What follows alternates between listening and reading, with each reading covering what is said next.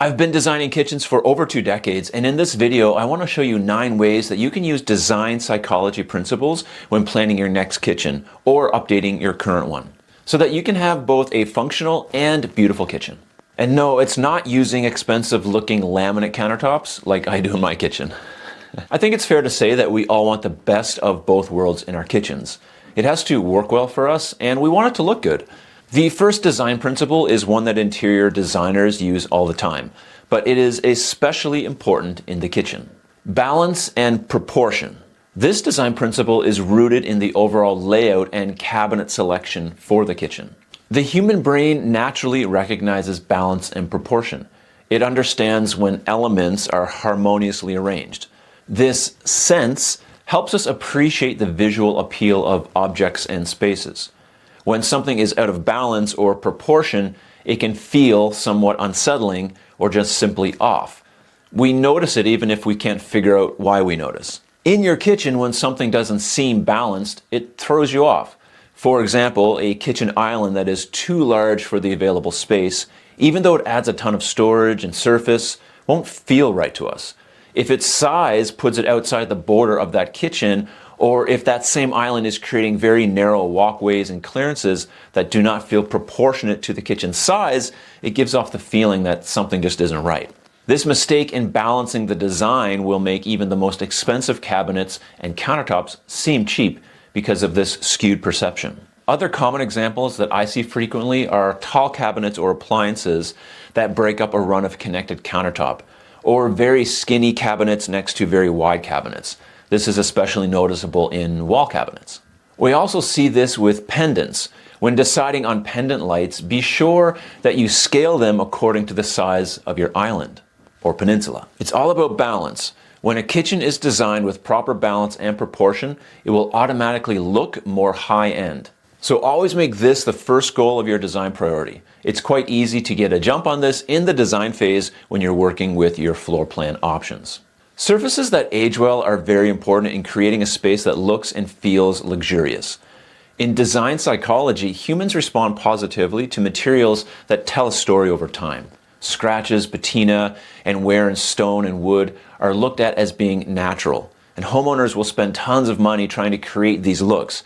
Distressed cabinets, burnished finishes on metal, and pre-aged floors are some of the common examples. But this can lead to what's called cognitive dissonance, when what we see doesn't match what it feels like, as these fake materials are often made with a lower quality. That's why many people consider my kitchen to be cheap, because laminate countertops create this effect. They might look the part, but they don't feel the part. And when your brain recognizes a material that gets better with age, such as a copper sink or soapstone countertops, or maybe marble or real hardwood floors, it connects those materials to a higher value and therefore a more expensive looking kitchen. I'm not saying to add these high-end materials everywhere, but incorporating some natural elements will give your kitchen a higher end vibe. Many homeowners use a less expensive cabinet like IKEA and pair it with a natural or manufactured stone to get this sort of look. Now this next one is very practical, and I love practical. Integrated storage equals luxury. When a kitchen is full of clutter and disorder, it increases mental stress. This is called cognitive load theory. Basically, your brain is constantly processing all of the objects and trying to deal with them in some way. When a kitchen is designed to integrate storage in a functional, accessible, and efficient way, it reduces that stress, and your brain interprets this as calm, orderly, and high-end. And most people associate order with wealth and disorder with lack. Now, of course, this is all perception, but an orderly kitchen is more functional by default as it creates a more seamless use of storage and available counter space. I always encourage homeowners to plan the storage of everything in their kitchen before they ever move one item in. This creates a clear idea of what goes where and what holes you have in your design, instead of figuring it all out after the fact, which will lead to more chaos and a cheaper looking space. Assess every cabinet and predetermine what will be stored there, how it will be accessed, and how often it will be used. And this will help create a space that functions exactly how you need it to and look amazing at the same time, reducing that mental stress. This next principle is probably going to be the biggest win for most homeowners in creating a space that is functional but also looks and feels very high-end. Our brains and bodies are wired to respond to light. We relish alone in the morning sunrise, we'll gather with strangers on a beach to watch a sunset, or might snuggle with our kids around a bonfire. Layered lighting is the best way to signal high end in your kitchen. A single overhead light feels unnatural and harsh because it doesn't mimic how we experience light in the real world. Layers create warmth, rhythm, and a sense of comfort and safety. Lighting layers, along with creating a more functional work environment, also create dimension and depth. We interpret this as richness.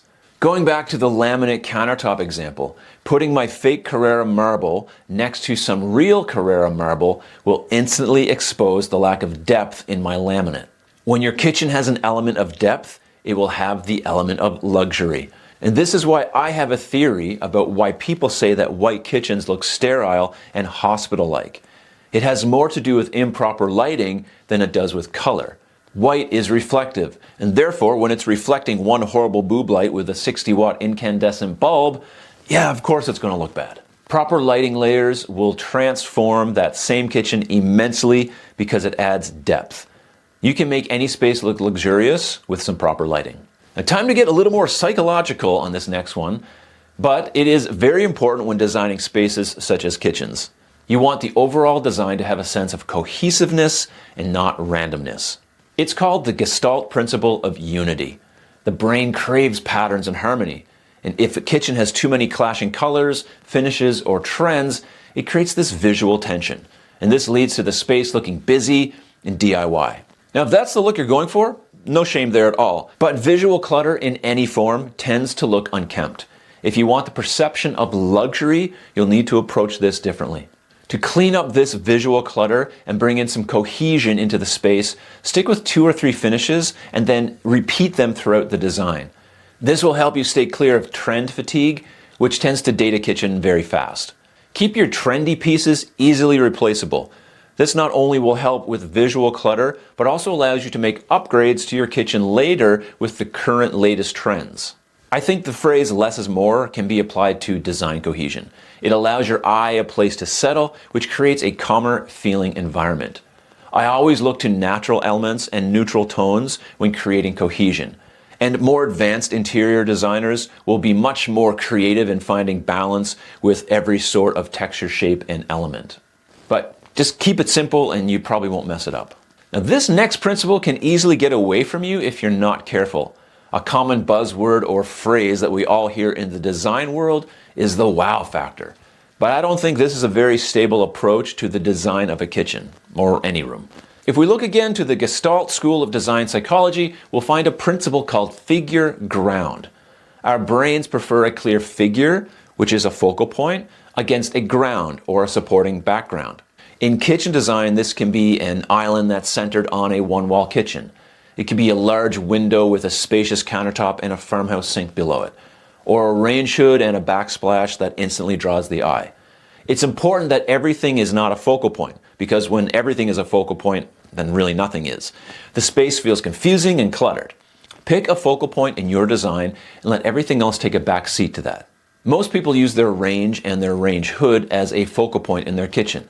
It's an easy way that allows you to add an element of symmetry, which ties into our first principle of balance and proportion.